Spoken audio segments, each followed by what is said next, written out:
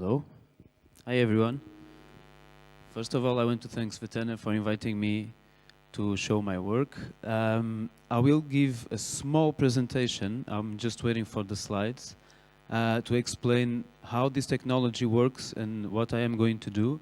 I will also showcase some previous work I have done with this technology, and then I will do a 2 minutes demo performance on myself controlling some visuals and some sounds with this brain-computer interface.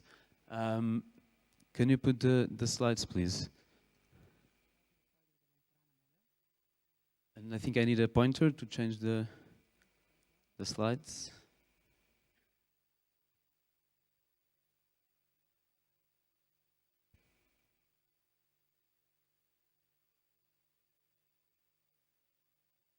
Does someone have the pointer? Okay, thank you. Thank you so much.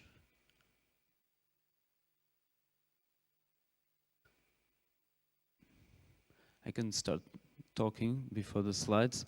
So my name is Francisco, and I'm presenting brain-computer interface technology and neurofeedback.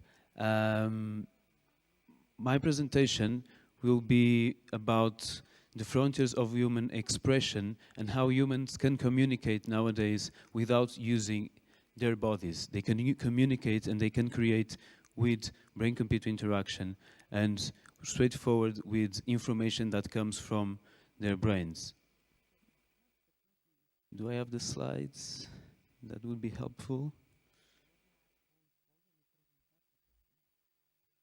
So my company is a startup called MuArts. Mu is a brainwave that appears in the brain when you create an empathic relationship with someone. The mu wave is created by the mirror neurons. Every time, so this is the last slide. I will need the first one. Every time someone relates emotionally with someone, you're seeing a movie, you're crying, you can relate to the emotion of the other person and you feel sad too. That's the mirror neurons working, and when they work, they create a mu wave. Our company is called MuArts because we try to use art to create more empathy between people and between people that they don't have the right skills to communicate. So we try to use neurotechnology to change the frontiers of expression by creating intention mediated directly from the brain without needing to use the body. So let's talk about science, tech, and art. Science. This guy here is the main character of my talk, is the brain. What is the brain? The brain is biology, is chemistry, is anatomy, is electricity, is cognition, and in the end, it's behavior. My company only looks to the electricity that the brain creates while it's working. Every time there's a communication between neurons, there's electricity running through the axon of the neuron. As you can see in this movie, the electricity is created by ions, positively charged ions, that get inside of the axon, and then they charge the axon with positive charge, and the communication goes through the neuron.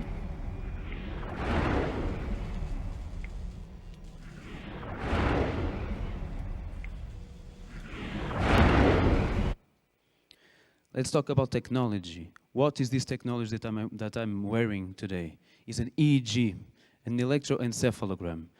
An electroencephalogram is a device like this one. It's a clinical device, medical device.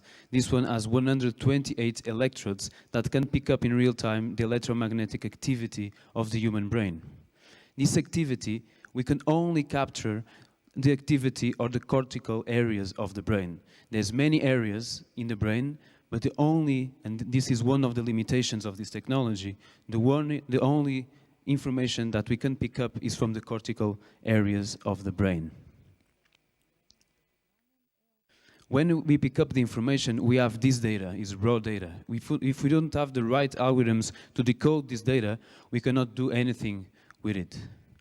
But if we use the right algorithms, like an FFT, a fast Fourier transform, we can divide this activity into frequency bands, and we can understand that each frequency band is related to certain types of mental states. So, for instance, the theta frequency band is related to sleep, to imagery, to daydreaming. If we go higher on the frequency and we have the alpha range, and between theta and alpha, that's the consciousness consciousness limit. So if you're in theta, you're sleeping. If you're in alpha, you're awakened. When you are working at alpha, it means that you are restful, but still awake. And then if you go to beta, it means that you have a higher activity. It means that you are performing a cognitive task, or you're anxious, or you have to take some uppers or some drugs. It's only ranging on the beta frequency range. So we can create a relation between low frequencies and low-level cognitive process, or less consciousness, or autonomous processes, or even imagery. Or if you go higher on the scale, is more related to high-level cognitive processes, more consciousness of the process, and deliberated process and semantical process. If we pick up these frequencies and distribute the frequencies in topographic maps that are related to the neuroanatomy, so the areas of the brain and the different areas of the brain that have different functions. For instance, the frontal lobe is connected to executive process, to concentration, to intention. The temporal lobe is connected to memory, language. So looking at this guy here, and from this topographic map that has many activity on, let me see if I can help you. Yeah, that has many activity on the temporal lobes because it's on the beta range. Maybe I can guess that this person is or recalling a memory or is having a speech or language process. Now I will explain a little bit the metrics and the algorithms that I'm using to perform.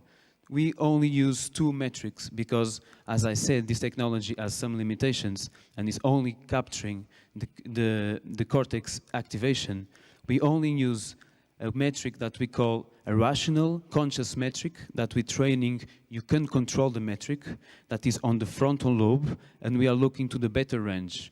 So we know if someone is more focused or more concentrated, there's a little bit more activation on the beta frequency, and we can understand that that person is concentrating or focusing in some stimulus. The other metric is an unconscious, indirect metric of emotion that we call emotional engagement. So, as you can see in the slide, the frontal left hemisphere that is related to rational thinking and so on is also responsible for processing positive emotions. On the other side, the right frontal hemisphere is responsible to process negative emotions. So we call this frontal asymmetry an indirect metric of emotional engagement that is more of a withdrawal, a motivational withdrawal and motivational approach indirect metric, because most of the emotional processing happens subcortically, that is on the limbic system. So with all of this science and technology, maybe we can say that the brain nowadays have another layer of organization, that is the technological layer. We use a device like this, that is interaction Muse, with 3 sensors in the frontal lobe and 2 sensors on the temporal lobe. We also use this device that MuArts, my company, created, that is a hat with 1 sensor on the frontal lobe, or this one, that is all brain 19 electrodes, that has electrodes in all areas of the brain. So let's talk a little bit about art. How can we do art with this technology? I will show you some use cases in different areas, like music. We have made many projects with music. Next slide. Thanks. With Music Tech Fest, like this one. Rika, she's a blind folk Finnish singer, and she was performing while singing and controlling the volume of some samples with the concentration focus metric. Because she was blind, she was one of the first persons that I saw without many training to quickly start controlling very easily the up and down of the concentration. There's many theories about that. Maybe it's because she's using the visual cortex as an audio processing because she doesn't see, so she can use that to compensate. And now every time she had the audio feedback of her own brain with the samples, she could control easily. Another project, this one, it was with Gadi. He was controlling a modular synthesizer directly with the brain, with the concentration metric. So modular pure oscillator sound will be modulated by him with the power of concentration and focus. Involution. So this is a project where DJs, they play with the same metric and they are controlling the visuals on the room they are playing and some sounds and effects of the DJ set that they are doing with this device and that metric.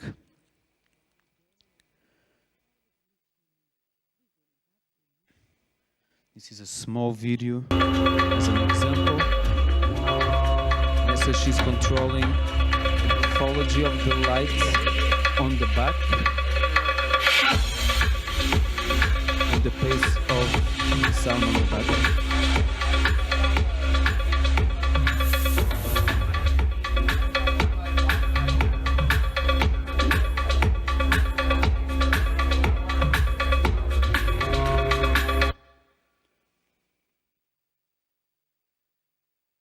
Smart fashion. This is a very interesting area and project called Vision Quest that I've developed with Joanna here. So we developed this cloth line where the headset, that is this hat, is capturing the data, and then the skirt or other pieces of clothing change color or patterns according to the concentration and according to the emotional engagement metric. I have another video here. The sound of this video is a bit high.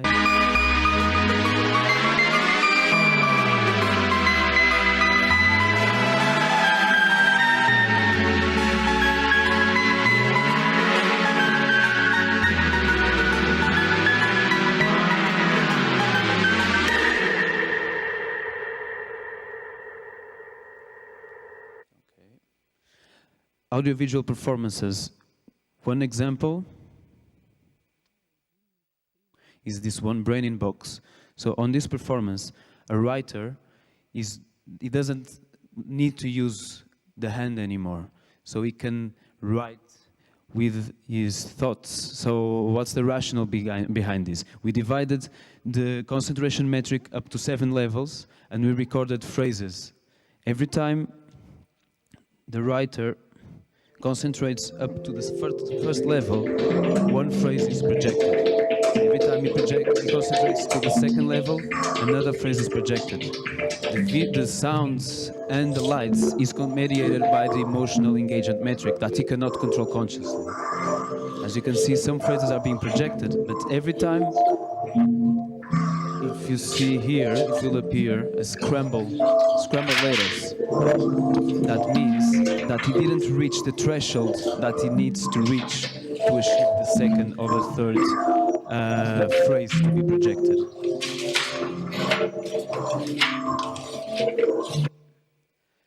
Interactive experiences. So instead of using this technology with a performer, we can use with people and people can interact with the technology. This project is Synchronica, a project we did related to Kelly's project where the data of the music of the spheres we plotted, and then what was controlling the amount of data of the plot, of the amount of ears being plotted, was the concentration of Luis in this case. So you see every time he goes up on the scale, there's more data being plotted on the screen.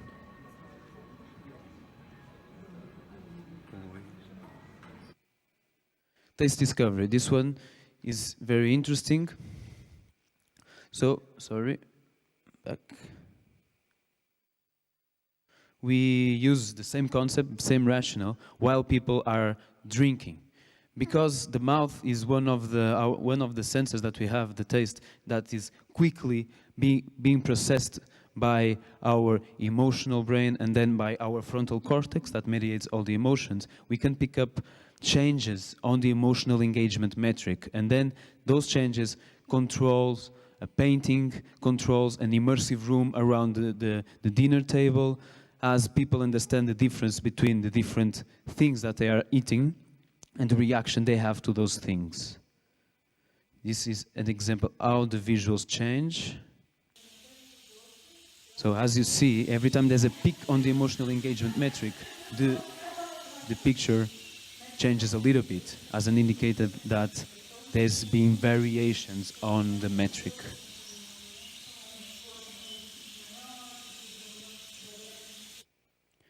So when we translate science tech into art, we can achieve transformation. How do you achieve transformation? Apart of being an entrepreneur and a scientist, my background is in psychology, so I'm a clinical psychologist, and I run 2 clinics where we do real-time neurofeedback. We apply this technology to retrieve this information to the patients so they can treat some symptoms like anxiety, impulsivity.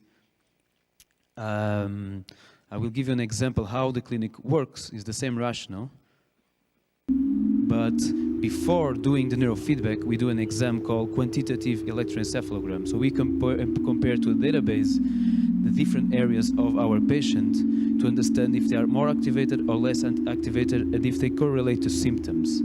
And then we know which area of the brain we have to give feedback or not every time that area is working in a more equilibrium state. So as you saw on this video, the visuals only stop when that area specifically is working in a better way. Tomorrow I will give a workshop on this, so you can try this use case with a headset and try to relax, use breath work strategies to control the visuals and the sound, and then guide yourself into meditation. So this is an example of the software I'm using. Svet is saying that I don't have to worry. I will go straight forward to the performance. Okay, this is not moving. Okay, I want to finish with this, that I believe that science, tech, and art have to pair with transformation if you want to achieve and extract more value of this collaboration of these 3 different areas. Now I will showcase you how this technology works in 2 seconds, and then you can all go to your break. Sorry about that.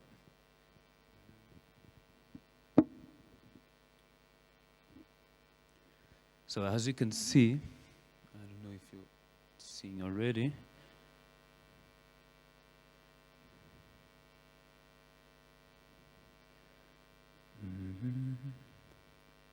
Just have to do one thing. It's already on the screen.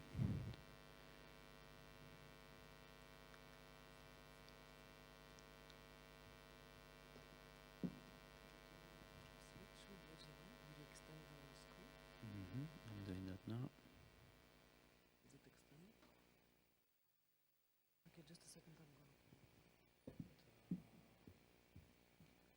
The sound icon, sound.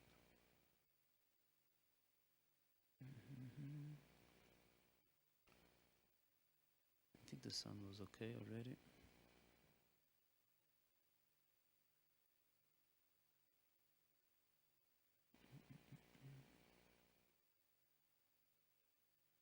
Yeah.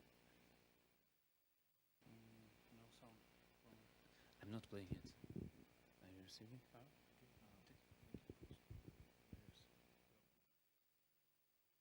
Okay, it's full screen. Oh, I have to go there.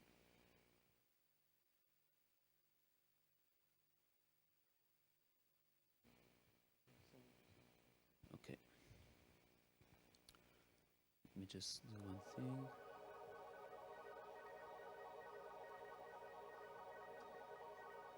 Okay.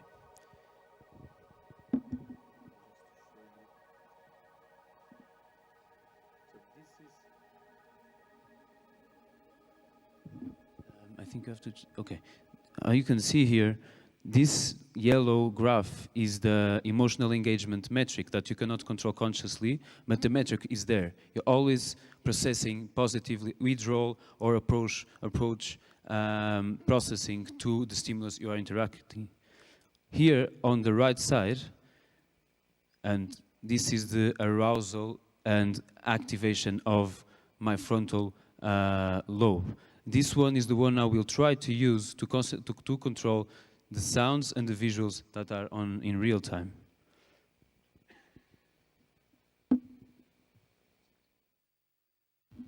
So every time the graph drops, the visual drops. The mind.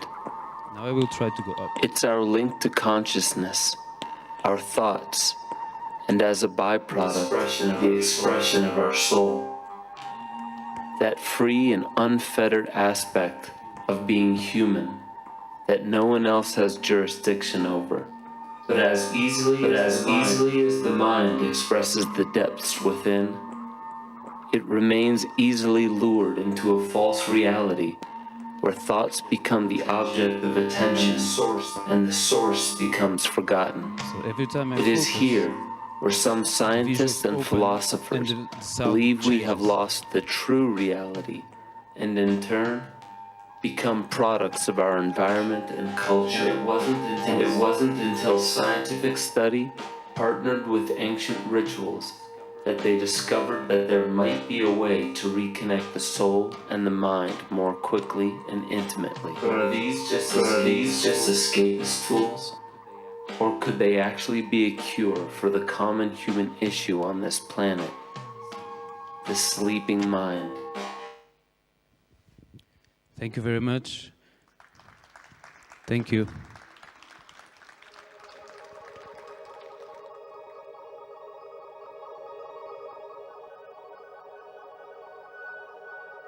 Music, instrument.